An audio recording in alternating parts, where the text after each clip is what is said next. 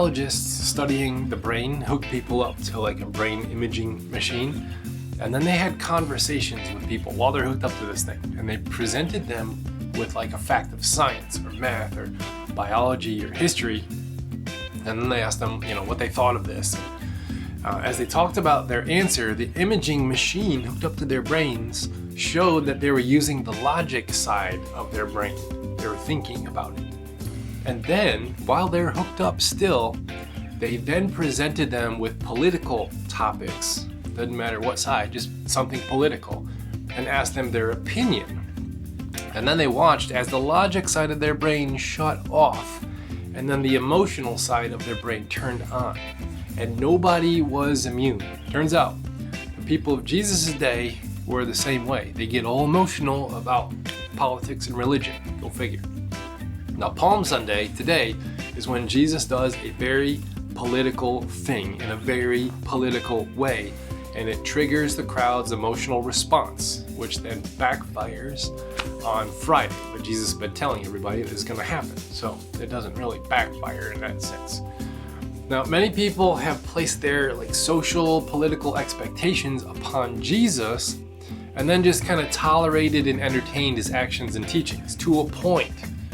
But really, they want their expectation met. Good thing we don't do that anymore. Okay, that was facetious. Now, Jesus is claimed to be the long-expected Messiah, and it has gained following, because that's what it's going to do. And then 3 specific expectations people knew the Messiah would do are then placed upon him. They want him to claim the throne of David. They want him to cleanse the temple of all the impurity in there, and rally the people against Rome to reclaim their land in a military rebellion. Jesus' ministry and teaching has been anything but this. He's reached out to the vulnerable, welcomed the outsider, praised the Roman centurion, which would be like crazy, and even spoke the hard truth to many religious leaders. The previous chapter to this one shows that the disciples themselves, even though they sat under Jesus' teachings for 3 years, still don't understand his way. They're requesting positions of power and influence in this new kingdom that Jesus is going to usher in, which their understanding is that their country and their people will become the main global superpower with God backing them up.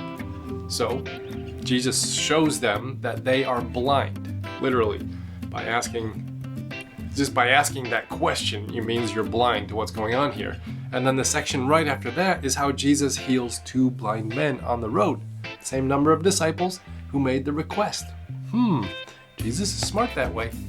Now, historically, we all have desired to gain power and then use that power for good. But the pursuit of power brings inherent violence upon our own souls that demand us to sacrifice certain values and practices, at least for a season until we get what we want, and then we'll pursue good, right? But Jesus knows that how you get something is what shapes you into the person who has the thing you wanted. But when you desire love and goodness, but pursue power to enforce or enact it, you have to do some unloving things in order to gain that power. And then you're shaped into become the kind of person that sacrifices love for the vulnerable for a position of power instead. See, you wanted something good, then you pursued power, had to sacrifice, boom, you're shaped into that person. And Christ says, you cannot serve 2 masters. Impossible. So here, Palm Sunday comes. Jesus acts out 2 of the 3 expectations of the Messiah.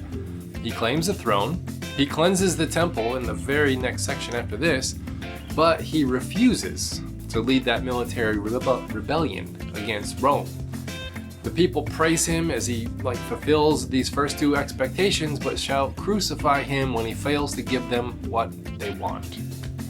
Now, historically speaking, the gods were like national mascots, like at sporting events. That the nations, they're warring for territory and control, and whoever's the most powerful nation obviously has the most powerful god. Whoever won a war had bragging rights on that schoolyard ground for having the most powerful god that backs them up on their side. But Christ comes and displays a God that does not seek to inflict punishment, pain, suffering, and judgment upon humanity in order to gain more power, but instead stands with all of humanity in solidarity of our suffering. And does this so perfectly that it actually defeats death altogether, the common enemy of the human race. So Jesus would not pursue power at the expense of another group or tribe. He wanted the whole human race to be here in this moment with him. So what happens next?